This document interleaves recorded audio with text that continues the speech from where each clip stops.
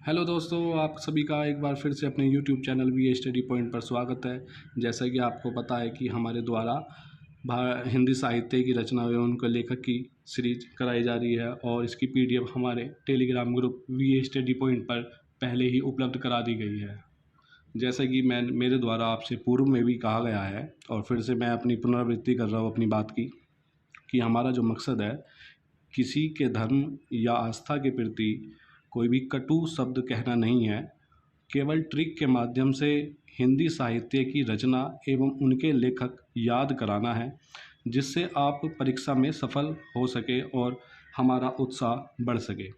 तो अपनी सीरीज आगे कंटिन्यू करते हैं। देखिए, पहली रचना है चंद्रगुप्त, उसके राइटर है जयशंकर प्रसाद। देखिए, जयशंकर प्रसाद, तो यहाँ पे हम कैसे याद करेंगे इसको। शंकर भगवान जी के जो सिर पर है चंद्रमा जो है गुप्त रूप से विराजमान है। आपने देखा होगा, सीरियल में भी देखा होगा और तस्वीरों में भी देखा होगा। तो जो शंकर भगवान है उनके सिर पर चंद्रमा गुप्त रूप से विराजमान रहता है, कि दिखाई नहीं देता, वैसे तस्वीर में दिखाई देता है, लेकिन हमने आपने कभी वास्तविकता में ऐसा नहीं देखा है। लेकिन फिर भी शंकर भगवान के सिर पर जो चंद्रमा है वो गुप्त रूप से विराजमान है, तो इसलिए रचना चंद्रगुप्त किसकी हुई? जयशंकर प्रसाद की। अगली रचना है चिंतामणि। ये इसके राइटर कौन है? रामचंद्र शुक्ल। तो ध्यान दीजिए, जो रामचंद्र जी से बनाएंगे इसकी ट्रिक हम, तो रामचंद्र जी के पास जो है शब्द रूपी मणि है। शब्द मणि रूपी अर्थात उनके ऐसे वचन हैं जो अपने वचन से किसी की भी चिंता को वो दूर कर देते। इतने मीठे बोल थे उनके, इतने मीठे वचन थे। तो एक तरीके जैसे मणि सांप के जहर को कम करती है, उसी प्रकार जो उनके उनके वचन हैं वो मणि का काम करते हैं, तो वो भी किसी की भी चिंता को कम कर देते हैं। किसके वचन? रामचंद्र जी के। तो कहने का मतलब ये हुआ, रामचंद्र जी के पास शब्द रूपी मणि जो है वो लोगों की चिंताएं समाप्त कर देती थी या कर देती है। अगली रचना है चित्रलेखा, जिसके राइटर है भगवती चरण वर्मा। भगवती चरण वर्मा, इसकी ट्रिक देखेंगे चित्रलेखा की। भगवती चरण वर्मा, भगवती को आप थोड़ी देर के लिए देवी माँ, और भगवती परायबाची भी है देवी माँ के। तो जो देवी माँ के चरण, देवी माँ के चरणों का जो चित्र है उस पर एक लेख लिखा हुआ है। देखिए, मंदिरों में भी रहता है कि जो देवी माँ के मंदिर होते हैं उसमें जो उनके चरण में जो उनके चरण पादुका होती है उनमें उनके चित्र पर एक लेख लिखा हुआ है। तो हम भी लिख देते हैं, जैसे आप फरियाद करते हैं तो अपनी मनोकामना पूर्ण करने के लिए, आप देखा होगा कि आप जारत या उस पर भी जाते हैं तो मनोकामना पूर्ण करने के लिए कुछ ना कुछ लेख लिख देते हैं।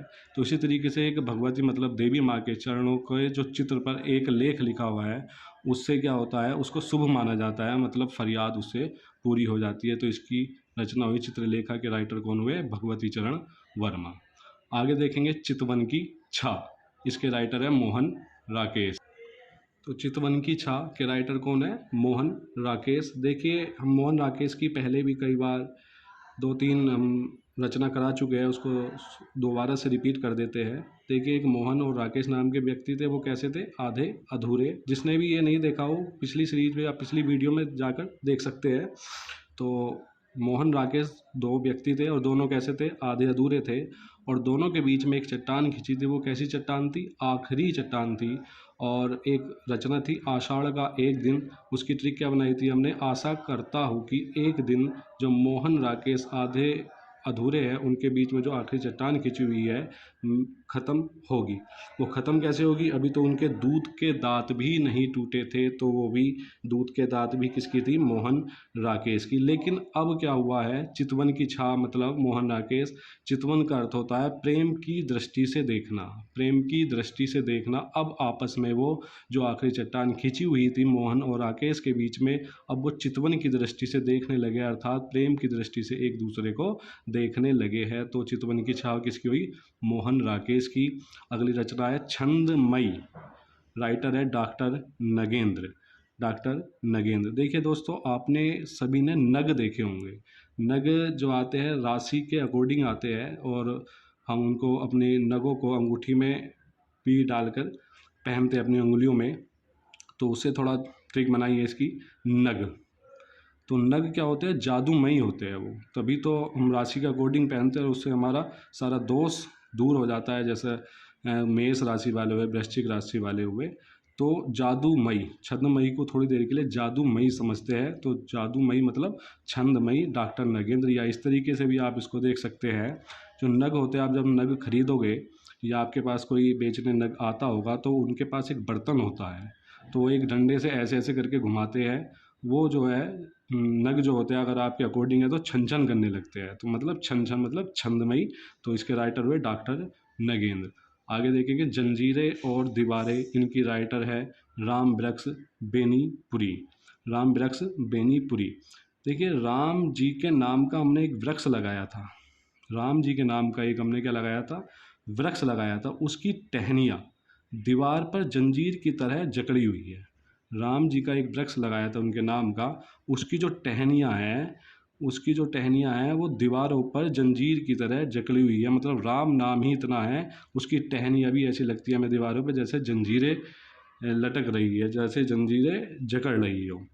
अगली राइटर है, सॉरी अगली रचना है गद कुसुमावली। इसके राइटर है डॉक्टर श्याम सुंदर दास। डॉक्टर श्याम सुंदर दास। देखिए दोस्तों, श्याम सुंदर जो है ये पर्यायवाची किसका है, श्री कृष्ण का। श्याम सुंदर पर्यायवाची किसका, श्री कृष्ण का। यहाँ पे आपको पर्यायवाची भी याद हो रहे हैं, श्याम सुंदर श्री कृष्ण का पर्यायवाची है। तो श्री कृष्ण जो है कुसुम अर्थात पुष्प को देखकर, कुसुम किसका पर्यायवाची है, पुष्प का, तो श्याम सुंदर अर्थात श्री कृष्ण कुसुम को देखकर, कुसुम यानी पुष्प, पुष्प को देखकर गदगद हो जाते हैं, पुष्प को देखकर गदगद हो जाते हैं। आपने सीरियल में भी देखा होगा कितनी मधुर दृष्टि से देखते हैं श्री कृष्ण पुष्प को, और वो गदगद अंदर अंदर हंसते हैं कि उनकी प्राकृतिक वातावरण इतना अच्छा होता है पुष्पों का, तो उनको गदगद होते हैं। ठीक है, जैसे भी याद करना चाहे आप। अगली है जय संधि जैनेन्द्र कुमार। इसके राइटर कौन है, जय संधि के जैनेन्द्र कुमार। देखिए जैनियों से जो भी संधि करेगा, जैनी अर्थात जैन धर्म को अपनाने वाले लोग, मैं फिर से ही कहना चाह रहा हूँ, हमारा मकसद किसी धर्म को बढ़ावा देना या उसको नज़रअंदाज करना नहीं है, सिर्फ हमारा मात्र उद्देश्य ट्रिक के माध्यम से आपको याद कराने का है। तो देखिए जय संधि, इसके राइटर है जैनेन्द्र कुमार। तो मैं बता रहा था आपको, जैनियों से जो भी संधि या दोस्ती कर लेता है, जैनियों से या जैन धर्म को अपनाने वाले लोग से जो भी दोस्ती या संधि, संधि का मतलब दोस्ती, संधि कर लेता है वो ही जैन धर्म की जय करने लगता है। मान लीजिए सबको, सब लोग चाहते हैं कि हमारे धर्म को अपनाए, तो ऐसे जैनी लोग जो चाहते हैं कि जो हमसे संधि करेगा वो जैन धर्म की क्या करेगा, जय करेगा। तो जय संधि जैनेन्द्र कुमार। अगली रचना है जापान राहुल सांकृत्यान। मैंने कल बताया था आपको, जैसे तिब्बत यात्रा हुई, यात्रा से जितना भी वो आता है वो सभी किसकी रचना है, ज़्यादातर अधिकांश राहुल सांकृत्यान। जैसे तिब्बत यात्रा भी मेरे द्वारा कल बताई गई थी, राहुल सांकृत्यान। तो इसको आप ऐसे याद कर सकते हैं, जीवन और दर्शन डॉक्टर संपूर्णानंद। जीवन और दर्शन डॉक्टर संपूर्णानंद। देखिए कई लोग जो होते हैं अपने जीवन को दर्शन के प्रति समर्पण कर देते हैं। कई जो लोग होते हैं अपने जीवन को दर्शन के प्रति समर्पण कर देते हैं। क्या मतलब क्या हुआ इसका, देखिए फिलोसफर जो होते हैं, फिलोसफी जो पढ़ते हैं यानी दर्शन, तो उनका फिलोसफी पढ़ते पढ़ते पूरे जीवन को वो फिलोसफी के लिए दे देते हैं, मतलब पूरा जीवन अपना दर्शन के लिए समर्पण कर देता है। पूरा सब्जेक्ट ऐसा पढ़ते हैं, पूरा जीवन ही न्योछावर कर देते हैं, किसके लिए, दर्शन के लिए। कौन, समर्पण कर देते हैं। तो इसकी रचना हुई, संपूर्णानंद की रचना कौन सी हुई, जीवन और दर्शन। अगली रचना है ज्योति विनोद। ये किसकी है, डॉक्टर संपूर्णानंद। ये भी जीवन और दर्शन भी डॉक्टर संपूर्णानंद, और ज्योति विनोद भी डॉक्टर संपूर्णानंद। इसको याद कैसे करेंगे, देखिए सुबह के टाइम में या जागरण में कह सकते हैं आप, जैसे ही ज्योति जलाते हैं, ज्योति से ध्यान करनी है आप, ज्योति तो सभी जलाते होंगे लोग, तो जैसे ही ज्योति जलाते हैं या पूर्ण करते हैं, मान लीजिए जैसे ही हमने ज्योति जला दी, मतलब उसको ज्योति जलाने का काम पूर्ण कर लिया गया हमारे द्वारा, वैसे ही हमारे मन में विनोद की भावना आ जाती है। विनोद अर्थात हर्ष की भावना, अर्थात खुशी का भाव झलकता है। देखिए आप कभी पूजा करिए सच्चे मन से, आपका हृदय अलग ही प्रफुल्लित होगा। तो इसलिए जैसे ही ज्योति हम जलाते हैं, मतलब पूर्ण करते हैं जैसे ज्योति जलाने का काम, वैसे हमारा मन में विनोद की भावना अर्थात हर्ष की भावना अर्थात खुशी की भावना हमारे हृदय में प्रफुल्लित होती है। अगली रचना है तट की खोज हरिशंकर परसाई, तट की खोज हरिशंकर परसाई। देखिए सभी लोग जो होते हैं, चाहे वो मुस्लिम हो, हिंदू हो या जैन हो या सिख हो, वो सब अपने अपने धर्म को मानते हैं। कोई शंकर भगवान को मानता है, तो कोई अल्लाह को मानता है, कोई साईं भगवान को मानता है, ठीक है। तो अधिकांश जो लोग होते हैं, सभी लोग अपने अपने आराध्य, जैसे शंकर भगवान या कोई साईं भगवान को मानता है, तो इन्हीं का अनुसरण करते हुए, शंकर भगवान का और साईं भगवान का अनुसरण करते हुए वो तट की खोज पर निकल जाते हैं। तट की अर्थात किनारे की खोज, किनारा अर्थात लक्ष्य की खोज। देखिए आप भी पढ़ाई कर रहे हैं, आप भी किसी न किसी तट की खोज ही कर रहे हैं। तट की खोज अर्थात किसी लक्ष्य की खोज कर रहे हैं, किसी किनारे पे मैं पहुंच जाऊं तो मेरी बेड़ा पार हो जाए। तो इसका मतलब तट की खोज, किनारे की खोज अर्थात लक्ष्य की खोज। या तो हम शंकर भगवान की पूजा करते हैं या साईं की पूजा, हम किसी की पूजा करें, शंकर भगवान की करें या साईं भगवान की करें, तो हम किसी न किसी तरीके से अपने तट पर पहुंच जाए, अपने किनारे पर पहुंच जाए और हमारा बेड़ा पार हो जाए। तो तट की खोज हरिशंकर परसाई। आगे चलिए, तूफानों के बीच, इसके राइटर कौन है? रांगेय राघव। तूफानों के बीच रांगेय राघव। देखिए आप सभी ने तानसेन का नाम सुना होगा, जो संगीतज्ञ थे, सम्राट संगीतज्ञ थे, जो सम्राट अकबर थे मुगल शासक के, उनके नवरत्नों में से एक थे तानसेन। तो वो अपने राग से, जो राग बजाते थे, आपने सुना होगा कि तानसेन अपने राग से बारिश भी कर देते थे। तो इसका मतलब क्या था? राग से वो अपने तूफान भी ला सकते हैं। बारिश मतलब बारिश से पहले तूफान आने की संभावना रहती है, तो तूफानों के बीच अपने तानसेन जो है अपने राग से तूफान भी ला सकते हैं। देखिए स्पीड शायद ज़्यादा लग रही होगी तो माफ़ी चाहूँगा, लेकिन हमारा औचित्य सिर्फ आपको मेहनत कराना है और हमारे द्वारा भी मेहनत कंटिन्यू की जा रही है। अगली रचना है दीप शिखा महादेवी वर्मा। और हाँ, अगर आपको स्पीड ज़्यादा लग रही होगी तो बार बार वीडियो को देखिए, पॉज करके देखिए, तो समझ में आ जाएगा। तो ज़्यादा टाइम वेस्ट ना करते हो आगे चलते हैं। दीप शिखा, ये रचना किसकी है? महादेवी वर्मा की। तो इसकी ट्रिक क्या बनाएंगे? दीप शिखा की महादेवी वर्मा। देखिए देवी, यहाँ पर देवी ध्यान देंगे। देवी अर्थात किसको कहते हैं? स्त्रियों को कहते हैं। स्त्रियों के नाम के आगे देवी लगा दिया जाता है या लगाया जाता है। तो देवी जो स्त्री होती है उनकी एक शिखा होती है। शिखा किसका पर्यायवाची है? चोटी का पर्यायवाची है, ध्यान रखना। शिखा किसका पर्यायवाची है? चोटी का पर्यायवाची है। तो देवियों की क्या होती है? एक शिखा होती है अर्थात चोटी होती है। आपकी चोटी तो होती नहीं है, हमारी चोटी। तो इसलिए दीप शिखा किसकी रचना हुई? महादेवी वर्मा की। अगली देखिए, दुर्लभ बंधु भारतेंदु हरीशचंद्र। दुर्लभ बंधु भारतेंदु हरीशचंद्र।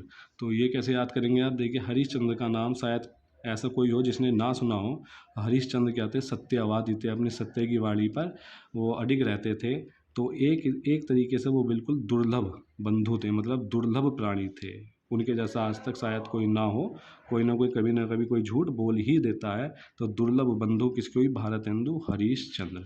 आगे चलते हैं, धरती के फूल, ये किसकी है?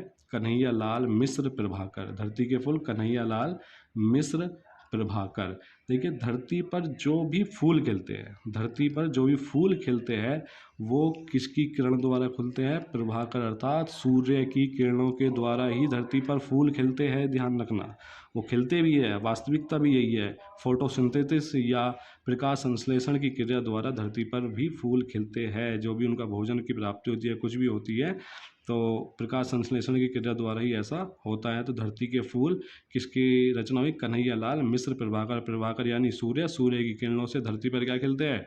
फूल खिलते हैं। आगे देखिए, धनंजय विजय, ये भी, इसके राइटर कौन है? भारतेंदु हरीशचंद्र। धनंजय विजय भारतेंदु हरीशचंद्र। धनंजय किसका पर्यायवाची है? आप बताइए, सोचिए, लेकिन मैं फिर भी बता देता हूँ। धनंजय जो है अर्जुन का पर्यायवाची है। धनंजय अर्जुन का पर्यायवाची है। तो अर्जुन की जो विजय हुई थी महाभारत के युद्ध में, अर्जुन की जो विजय हुई थी वो क्यों हुई थी? क्योंकि वो धर्म के रास्ते पर या सत्य के रास्ते पर थे, तभी उनकी विजय हुई थी। सत्य कौन बोलते हैं? हरीशचंद्र। तो धनंजय विजय भी किसकी रचना हुई? भारतेंदु हरीशचंद्र। आगे देखें, नीलम देश की राजकन्या। नीलम देश की राजकन्या, इसके राइटर कौन है? जैनेन्द्र कुमार। तो यहाँ पर राजकन्या से थोड़ी देर के लिए राजकुमारी ध्यान देंगे। नीलम देश है, एक देश का नाम आप कल्पनातीत कर सकते हैं, वास्तविकता नहीं है, लेकिन नीलम देश है, उनकी एक राजकुमारी है। तो उनका जो विवाह हुआ है वो जैनों के इंद्र से हुआ है। जैनों के किससे हुआ है? इंद्र से हुआ है, अर्थात राजा से हुआ है। इंद्र यानी राजा, स्वर्ग के राजा। तो नीलम देश की राजकुमारी का विवाह किससे हुआ है? जैनियों के इंद्र अर्थात राजा से हुआ है। तो इसकी नीलम देश की राजकन्या किसकी हुई? जैनेन्द्र कुमार की। अगली रचना है नील देवी। नील देवी ये किसकी है? भारतेंदु हरिश्चंद्र की है ये भी, नील देवी। तो नील देवी किसकी रचना है? भारतेंदु हरिश्चंद्र की। देखिए भारत में इंदु नाम की एक लड़की है, आप इसको भी कल्पना में रख सकते हैं। इंदु नाम की, भारतेंदु मतलब भारत में इंदु नाम की लड़की है और नील देवी के नाम से वो प्रसिद्ध हुई है। भारत में एक इंदु नाम की लड़की है और वो किस नाम से प्रसिद्ध हुई है? नील देवी के, या इसको इस तरीके से भी कह सकते हैं, भारत में एक इंदु नाम की लड़की है और वो जो पैदा हुई है वो बिल्कुल नीली पैदा हुई है, बिल्कुल यूनिक है। तो इसलिए नील देवी किसकी रचना हुई? भारतेंदु हरिश्चंद्र। मैं फिर से कह देता हूँ ये बात कि हमारा मकसद किसी को हतोत्साहित करना नहीं है, हमारा सिर्फ और सिर्फ मात्र उद्देश्य आपको पढ़ाना है जिससे आप सक्सेस हो सके।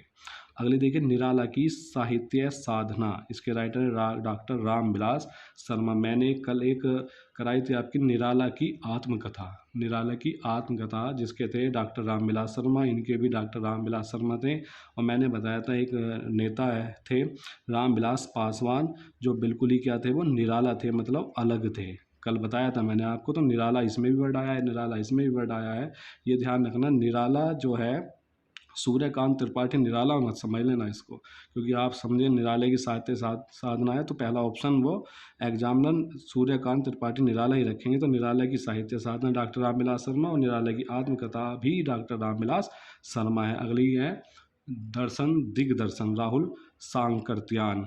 तो ये ध्यान दीजिए, दर्शन दिग्दर्शन राहुल सांकृत्यान, मैंने कल बताया था आपको तिब्बत यात्रा जो है राहुल सांकृत्यान की है। तो जो राहुल जो थे, राहुल नाम के व्यक्ति, वो एक यात्रा पर गए हुए थे। वो कहाँ पे गए हुए थे? तिब्बत यात्रा पर। वो क्या करने गए थे? तिब्बत का दर्शन करने गए हुए थे। तिब्बत का दर्शन मतलब तिब्बत यात्रा का दर्शन करने गए थे कौन? राहुल। आगे देखिए परख जैनेन्द्र कुमार। परख किसकी है? जैनेन्द्र कुमार की। इसको भी जैनियों से ध्यान रखेंगे। जो जैनी लोग जो होते हैं उनको हर चीज़ की परख होती है। ध्यान दीजिए, हर चीज़ की परख होती है, क्योंकि उनको पता होता है क्या खाना चाहिए और क्या नहीं खाना चाहिए। वो क्यों? क्योंकि वो जीव हत्या को सही नहीं मानते हैं। जीव हत्या को पाप बताते हैं जैनी, तो इसलिए उनको परख होती है। अगले देखिए परिवेश मोहन राकेश। परिवेश किसकी है? मोहन राकेश की। जैसे अभी हमने रिपीट कर देते हैं दोबारा से इसको। आधे अधूरे थे, अब ट्रिक नहीं बता रहा, डायरेक्ट बता रहा हूँ। आधे अधूरे थे, फिर क्या आखिरी चट्टान थी, एक आपकी पहचान थी, एक आपका आषाढ़ का एक दिन था, अभी हमने करा था चितवन की छा थी। तो जो चितवन की छा में हमने बताया था प्रेम की दृष्टि से अब वो एक दूसरे को देखने लगे थे, अब वो एक दूसरे में परिवेश मतलब प्रवेश कर चुके हैं, तभी तो प्रेम की दृष्टि से देख रहे हैं। परिवेश मतलब प्रवेश कर चुके हैं एक दूसरे में वो। अगली रचना है परंपरा।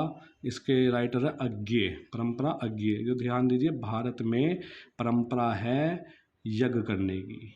क्या करने की? यज्ञ करने की। भारत में प्राचीन या पूर्व काल से ही चलती आ रही है यज्ञ करने की परंपरा। अगली अभी भी होता है यज्ञ, परंपरा है भारत में। प्रेम सागर लल्लू लाल, इसके कौन है? लल्लू लाल। देखिए लल्लू नाम के एक व्यक्ति है और वो सीधे साधे हैं, मतलब लल्लू नाम के जितने भी व्यक्ति हैं कहते हैं देखिए लल्लू निकला वो बिल्कुल, तो वो बिल्कुल सीधे साधे हैं।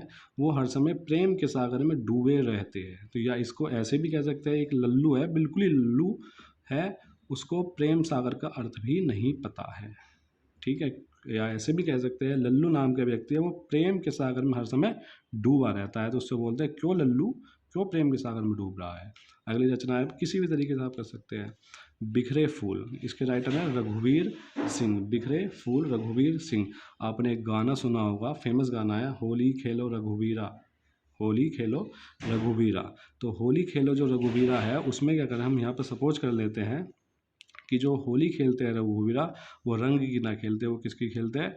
फूलों की खेलते हैं। बिखरे फूल मतलब फूल बिखेरते हैं होली में। कौन? होली खेले रघुवीरा में। अगली है रश्मि, लास्ट है आज की है, रश्मि महादेवी वर्मा। तो देखिए दोस्तों, आपने सीरियल में देखा होगा जब भी देवी आशीर्वाद देती होगी, देवी माँ मतलब सीरियल में देखते होंगे आप, तो देवी आशीर्वाद देती है तो उनके हाथ से एक किरण निकलती है, और किरण किसका पर्यायवाची है? रश्मि का। किरण निकलती है, हाथों से निकलती जब आशीर्वाद देती है तो वो, तो देवी जब भी सीरियल में आशीर्वाद देती है तो उनके हाथ से क्या निकलती है? रश्मि अर्थात किरण निकलती है।